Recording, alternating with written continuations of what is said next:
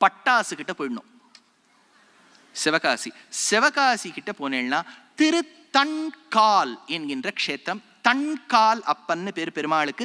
நின்ற நாராயணன் திருத்தண்கால் அப்பன், செங்கமல தாயார். நீங்க எந்த திவ்ய தேசத்துல தாயார் சன்னதி போனாலும் வீற்றிருந்த திருக்கோலம், அமர்ந்த திருக்கோலத்துல தான் தாயாரை சேவிப்பேள் மகாலட்சுமிய. ஆனால் திருத்தண்கால்ல மட்டும் நின்ற திருக்கோலத்துல தாயார் காட்சி கொடுப்போம். ரொம்ப அழகா வர்ண கலாபத்தோட பெயிண்ட் பண்ணியிருப்பா மூலவரை, ரொம்ப அழகா இருப்பார். இப்ப இந்த கர்ப்ப கிரகத்துக்கு போனேன்னா ஆச்சரியம். கர்ப்ப கிரகத்துல 2 கதாபாகங்கள் நான் சொல்ல வேண்டும்.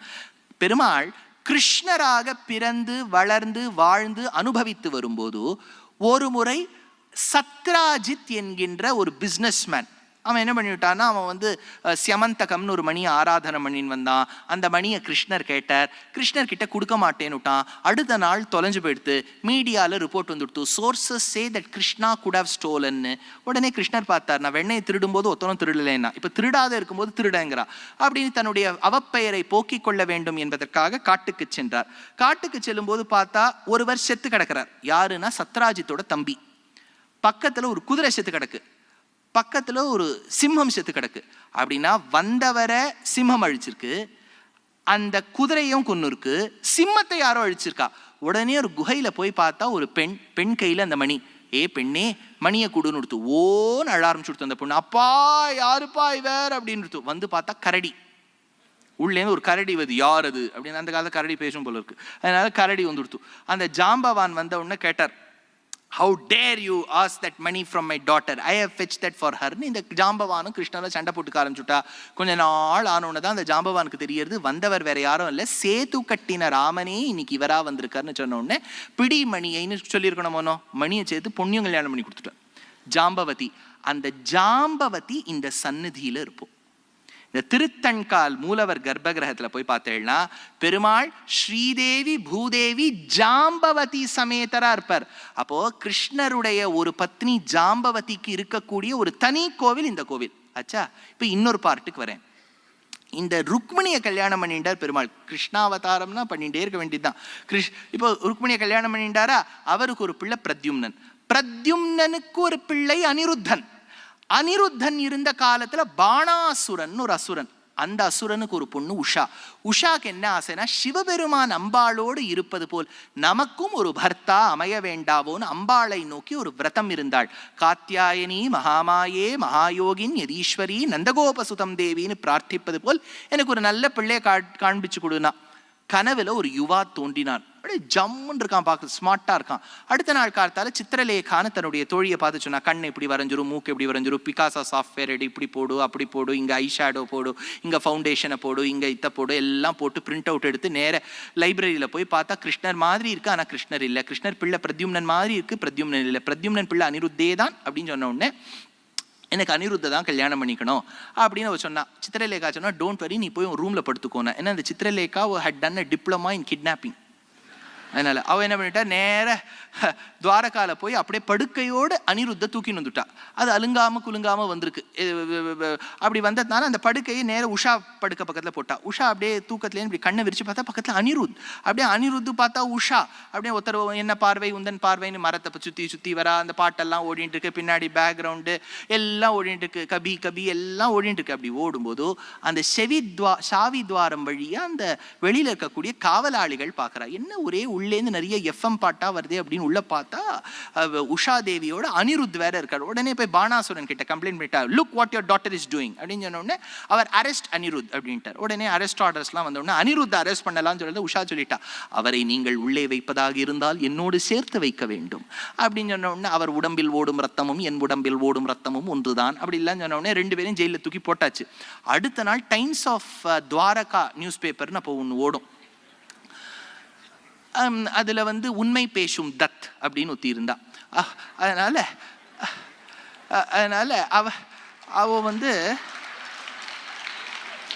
ஒரு ஆர்டிக்கல் எழுதிவிட்டா. அதாவது கிருஷ்ணாஸ் கிராண்ட் சன்.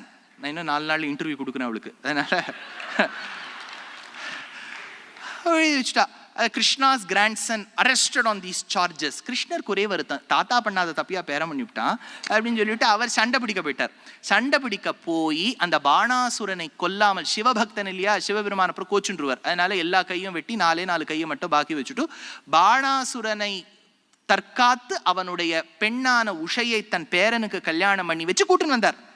கூட்டுண்டு வந்த கோலம் இருக்கணும் இல்லையா, அனிருத்தனையும் உஷாவையும். அந்த உஷா அனிருத் அந்த கர்ப்பகிரகத்துல இருப்பா.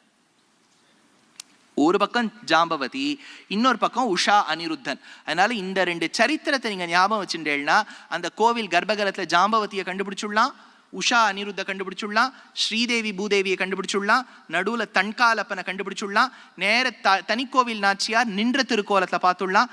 இந்த க்ஷேத்திரத்துல ஒரு சோழ தேசத்துல ஒரு ராஜா பராசரன் அப்படின்னு ஒரு ராஜா இருந்தார். அவர் சேர தேசத்துக்கு போய் எல்லா சொத்தையும் எடுத்துன்னு வந்தார். சேர தேசம்ங்கிறது கிட்டத்தட்ட கேரளான்னு வச்சுக்கோ. கேரளால அவ்வளவு சொத்து இருக்குமா. நான் வேடிக்கைக்கு சொல்லியிருக்கேன். என்னன்னா, நான் பம்பாயில் வேலை பார்க்கும்போது எனக்கு ஒரு ஃப்ரெண்டு, அவள் வந்து மலையாளி.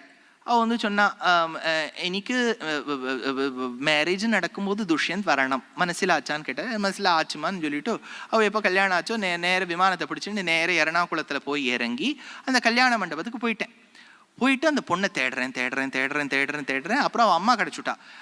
அம்மே எவடானு அப்படின்னு கேட்டேன். அப்போ உங்கள் பொண்ணு மோளே எவடானு அப்படின்னு கேட்டேன். இவடே அப்படின்னா அந்த நகை, வெறும் நகை. அதுக்கு நடுவில் கொஞ்சம் விலக்கி பார்த்தா அது மூஞ்சி மட்டும் தனியாக தெரியுது. அதனால தான் அந்த பராசரன் என்கின்ற சோழராஜா சேர தேசத்துக்கு போய் சொத்து எடுத்துன்னு வந்தார்னா இதுதான் அர்த்தம். அவர் எடுத்துன்னு வரும்போது சிவகாசி வழியா வந்தார். எதுக்கு? பட்டாசு விடுறதுக்கு இல்லை. அந்த சொத்தை எடுத்துன்னு வரும்போது ஒரு குழந்தைய பார்த்தார். வார்த்திகன்னு பேர் இந்த குழந்தைக்கு. அந்த குழந்தைய பார்த்தோம்னா ரொம்ப தேஜஸ்வியா இருந்துதான்.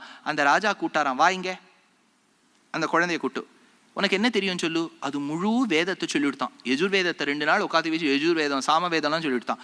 உடனே ராஜா தன் கையில இருந்த சொத்தையெல்லாம் இவ்வளவு நன்னா படிச்சிருக்குங்கிறதுக்காக அவர்கிட்ட கொடுத்துட்டார். அந்த காலத்துல கொடுக்குற ராஜாவா இருப்பா, வாங்குறவாளா இல்லை, நல்லா கொடுத்துட்டார்.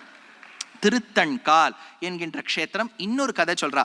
சந்திரகேது என்கின்றவன் ப்ரஹஸ்பதி கிட்ட அபச்சாரப்படும் போது அவர் வந்து ஒரு தவறு செய்து விட்டார்.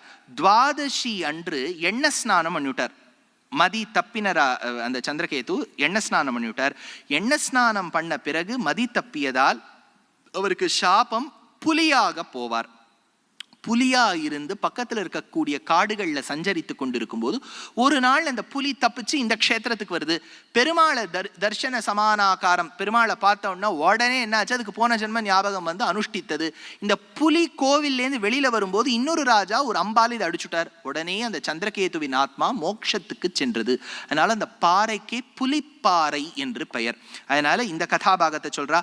பொங்கார் மேல் இளங்கொங்கை பொன்மேல் பூப்ப பொறுக்கையல் கண்ணீர் அரும்ப போந்து நின்று செங்கால மடப்புருவம் பேடைக்கு பேசும் சிறுகுரல் குடல் உருக்கி சிந்தித்து ஆங்கே தன் காலும் தன் குடந்தை நகரும் பாடி தன் கோவலூர் பாடி ஆடக்கேட்டு நங்காய் நம் குடிகொள்வதோ நம்மை என்ன நரையூரும் பாடுவாள் நவின்கின்றாளே என்று 46வது திவ்யதேசம்